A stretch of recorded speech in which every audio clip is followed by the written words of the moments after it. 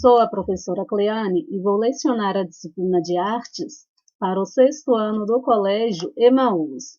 Sexto ano, peguem o livro de vocês, tá bem? A partir da página 107 até a página 115 será a nossa aula.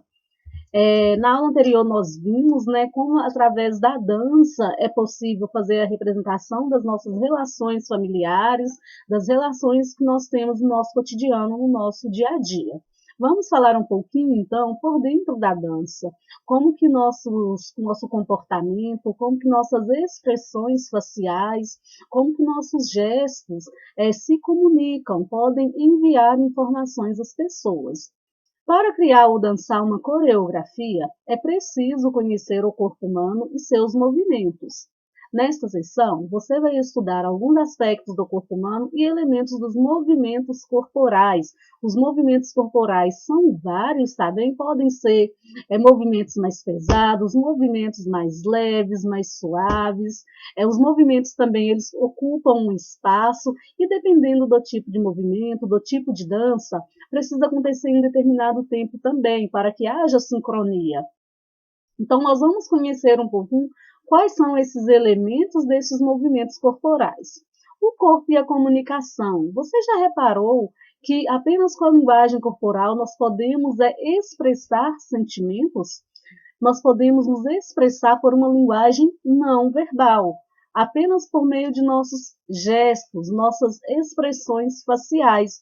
Às vezes a gente demonstra insatisfação, às vezes a gente demonstra alegria, às vezes a gente demonstra nervosismo, às vezes a gente demonstra dúvida também. Em muitas entrevistas de emprego, pessoal, às vezes nós somos analisados apenas por nossos gestos, por nossos comportamentos, pela maneira como a gente nos comunica, por nossa linguagem corporal. Como a gente pode observar aqui nestas duas imagens, o corpo comunica o tempo todo, o tempo inteiro a gente está se comunicando. Observem aqui que essa menina, nessa imagem de cima, ela tem uma dúvida, Ela não entendeu, mas ela já dá o caso como encerrado. Nessa de baixo aqui, o menino, a gente observa que ele também tem uma dúvida, mas ele não deu por encerrado, ele ainda está com a dúvida, ele quer solucionar a dúvida, como se ele quisesse entender. A menina basicamente ficou com a dúvida, mas já deu por encerrado. Então percebam que os movimentos que essas duas crianças realizam têm o mesmo sentido, expressar a dúvida. Porém, a gente observa que pela forma de se expressar, um ainda tem o interesse de resolver, de entender. Que ideia ou sentimento essas crianças estão expressando? Como você chegou a essa conclusão? Pela maneira como está a mão, pela maneira como está o semblante, o rosto, Você deve ter reparado que, apesar de as crianças realizarem movimentos e posturas corporais de formas diferentes, é possível entender que elas expressam o mesmo sentimento de dúvida. Cada um tem seu jeito de se expressar com o corpo. E mesmo que os gestos e os movimentos sejam parecidos, eles nunca serão completamente iguais, cada um se comporta de uma maneira. Isso acontece porque cada um tem um corpo e cada corpo se movimenta de maneiras diferentes. A diversidade corporal é muito importante conhecermos o nosso corpo para entendermos nossas limitações e para entendermos as nossas capacidades também. Vocês já observaram as pessoas no entorno de vocês e já viram como que essas pessoas se movimentam, como que elas se gesticulam? A gente vai perceber que existe uma diversidade muito grande corporal, como já foi visto, cada pessoa vai expressar a sua linguagem corporal de uma maneira. Ninguém vai expressar igual ao outro. Observem as pessoas à sua volta durante alguns minutos e perceba como alguns gestos e movimentos, como caminhar, segurar uma caneta, sentar-se em uma cadeira ou falar ao telefone, tornam-se muito particulares dependendo de quem os realiza. Já prestaram atenção na maneira como vocês caminham, na maneira como vocês correm, como vocês se alimentam, como vocês tomam alguma coisa? Já prestaram atenção também na maneira como vocês conversam, se vocês gesticulam muito, se não. Todos esses movimentos são movimentos corporais que nós realizamos e às vezes nem percebemos, nem tomamos consciência desses movimentos. Daí a importância de conhecermos nosso corpo, sabermos do que ele é capaz, dos movimentos que podemos realizar, de quanto conseguimos nos esticar, dobrar, torcer, correr, por exemplo. Vocês já pararam para fazer o teste? O quão rápido vocês conseguem correr? Já pararam para fazer o teste deitados? O quanto vocês conseguem se esticar também? Então, este tipo de conhecimento do nosso corpo é importante, como já foi dito, para a gente entender os nossos limites, conhecer também as nossas capacidades. Por mais que existam limitações, é importante lembrar que todo corpo é capaz de se expressar e de criar movimentos que podem virar dança. Ou seja, todo mundo pode dançar independentemente do tipo de corpo que tem. Por isso a importância de conhecer também o corpo, conhecer os nossos movimentos. A diversidade corporal é o que permite que sejam criadas variedades de movimentos e ritmos, inspirando a criatividade e favorecendo a criação artística. Observe, a partir do momento que a gente se conhece, que a gente conhece nossas capacidades principalmente, nós também exploramos nossa criação artística. Neste espetáculo aqui, nós temos dançarinos durante o espetáculo Brasil Brasileiro, da Companhia de Dança Inclusiva Corpo em Movimento. Esse grupo é formado por artistas dançarinos com e sem deficiência e busca mostrar que a dança é para todos, busca trazer uma inclusão, independente da deficiência. Além da deficiência motora, que pode influenciar na realização de alguns movimentos corporais, existem outros tipos de deficiência, como a visual, como a auditiva, a mental e a intelectual. No Brasil, segundo o Censo Demográfico de 2010, realizado pelo IBGE, cerca de 24% da população possui algum tipo de deficiência. Para garantir direitos e deveres em condições de igualdade a essas pessoas e a fim de protegê-las contra qualquer tipo de discriminação, foi criado o Estatuto da Pessoa com Deficiência. No entanto, também é dever de todos nós promover o respeito pela diversidade e a luta por uma sociedade mais justa e igualitária. Nós vamos pular esse experimento aqui, sexto ano, porque vocês precisam fazer com os colegas, tá bem? Depois vocês podem tentar fazer com os familiares em casa. Consciência corporal. O que é a consciência corporal? É a gente ter consciência dos nossos movimentos, é a gente conhecer as nossas possibilidades e também conhecer as limitações do nosso corpo. Quando a gente tem a consciência corporal, a gente pode cuidar melhor de nós mesmos e a gente pode se relacionar melhor com os outros também. Além, é claro, de explorar a nossa criatividade, Quando a gente quer expressar corporalmente, quando a gente quer fazer uma expressão facial, A gente quer fazer uma expressão por meio dos nossos gestos também. Há muitas coisas que podemos descobrir sobre nosso corpo. Por exemplo, você sabia que o corpo humano produz e gasta energia o tempo todo, mesmo quando a gente está dormindo, por exemplo, quando a gente está parado? Nosso corpo ele está em funcionamento constante, Diversos órgãos não param de funcionar, como o nosso coração, continua batendo mesmo quando a gente está dormindo, fazendo sangue circular dos pés à cabeça. Os pulmões também trabalham o tempo todo nos auxiliando para realizar a respiração. Então, para manter esses órgãos funcionando, a gente tem um gasto de energia muito grande, um gasto de energia considerável. A seguir, então, nós vamos estudar alguns aspectos do corpo humano. Quanto mais entendemos o funcionamento do nosso corpo, mais aumentamos a nossa consciência corporal. Parem, às vezes, para observar as mãos, para observar os pés, para observar o nariz, os ouvidos, os olhos. São estes órgãos que vão nos permitir nos relacionar com o mundo externo, A partir do tato, a partir do cheiro, do olfato, A partir da audição, a partir da visão também. Você já se deu conta de que o esqueleto é o suporte do nosso corpo humano?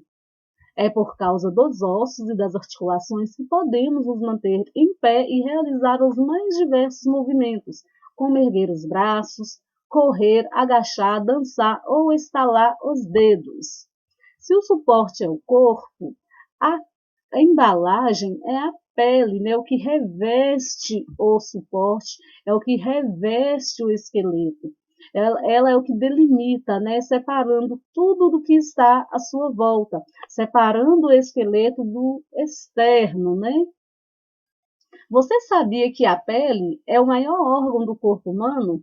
E é por meio dela que nós sentimos a textura de tudo que nos cerca, né? Por meio do tato, do toque com outras pessoas, do toque com objetos. Então, a pele nos permite sentir tudo que é externo. Nessa imagem aqui, nós temos esqueleto humano. Temos esqueleto humano tanto de frente, quanto esqueleto humano tanto de costas, mostrando suporte, né, para os movimentos que a gente realiza. Movimentos voluntários e involuntários. Como já foi dito, né, a gente realiza movimentos voluntários e realiza movimentos que são involuntários, né, independente de nossa vontade.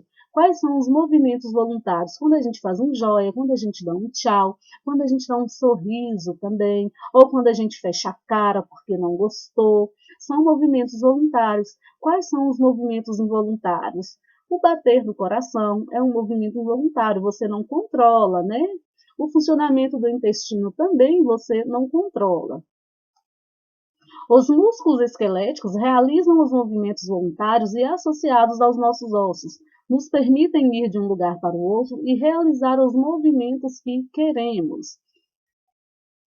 Nesta atividade aqui, pessoal, depois vocês podem fazer também em casa, tá bem? É bem bacana para a gente conseguir ter mais consciência do nosso corpo. Fatores do movimento corporal. Entre os movimentos voluntários, existem os movimentos expressivos. Por meio deles, uma pessoa pode expressar corporalmente aquilo que ela percebe, sente e pensa. É aquilo que eu já falei, quando a gente fica insatisfeito com alguma coisa, automaticamente a gente faz uma expressão facial. Por exemplo, quando alguém está nos dizendo algo e a gente pode não concordar, às vezes a gente automaticamente balança a cabeça em forma de negativa, não concordando. Às vezes alguém diz alguma coisa que nos causa surpresa, nos causa espanto, e a gente pode expressar isso por meio do rosto, né? Fazendo um olho de assustado, ou às vezes também expressando alegria, dando um sorriso. Para realizarmos movimentos como correr, levantar, andar, pular ou chutar, realizamos diversos outros movimentos sutis e variados, que juntos geram o que o dançarino e coreógrafo Rudolf Laban chamou de ações corporais. As ações corporais são 8, né? Torcer, pressionar, chicotear, socar, flutuar, deslizar, pontuar e sacudir. Quando realizamos movimentos, também acabamos dando ênfase a certas qualidades que foram chamadas por Laban de fatores do movimento. Os fatores do movimento referem-se à fluência, né? Alto, embaixo, para o lado, na esquerda, direita, para a frente, para trás. O espaço, este movimento ele acontece em um determinado espaço. O peso, né? A força que você está colocando para realizar este movimento, se é um movimento mais sutil, se não é. E o tempo. O tempo refere-se à sincronia deste movimento, principalmente quando este movimento é realizado em conjunto. A seguir, então, vamos ver como essas qualidades interferem em nossos movimentos. A fluência. A fluência refere-se à continuidade e à descontinuidade de um movimento. Ele pode ser expresso de maneira livre ou também de maneira contida ou retraída como um robô. Como que a gente pode observar essa fluência? Por exemplo, em um balé, né? O balé, os dançarinos, eles se expressam de forma mais livre. Em uma dança, por exemplo, dança de rua, o break dance, por exemplo, que surgiu nos Estados Unidos, em Nova York, é uma forma mais retraída de expressão corporal. No espaço, o modo como nos movemos no espaço pode ser focado, direcionado, como um carro em movimento ou multifocado, flexível, como uma pedra rolando em uma montanha. Observem aqui danças circulares, né? Como na ciranda, os movimentos no espaço são focados ou direcionados. No espetáculo Percurso, do grupo de dança contemporânea livre, os dançarinos realizam movimentos multifocados ou flexíveis.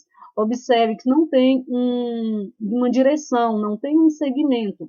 Então, o espaço ele vai definir o tipo de movimento também. O peso, o movimento pode ser pesado para baixo, como os passos de um elefante, ou pode ser leve e delicado, como os passos de uma formiga.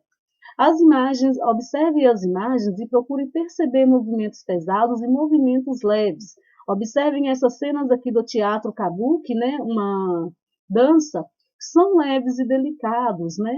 Percebam que ao observar a imagem, a gente consegue perceber que são movimentos mais suaves. Já nessa cena de baixo, no Intori, uma dança tradicional do Burundi, na África, os dançarinos realizam movimentos mais pesados, né? A gente observa que eles batem os pés com mais força no chão. E o tempo? O tempo refere-se à sincronia da dança, né? Movimentos rápidos, movimentos mais agitados, ou movimentos mais lentos, né? E sustentados, como o caminhar de uma tartaruga, conforme essas imagens retratam. O samba de gafieira tem movimentos rápidos, como os giros e rodopios. Já no butô, um tipo de dança japonesa, os movimentos são lentos e sustentados. Observem que os movimentos, eles possuem uma sincronia, tá bem? Bom, sexto ano, vou finalizar por aqui então a nossa aula, tá bem? Na próxima aula a gente continua com o conteúdo. Até a próxima, então. Bons estudos e lembrem-se, juntos no caminho certo.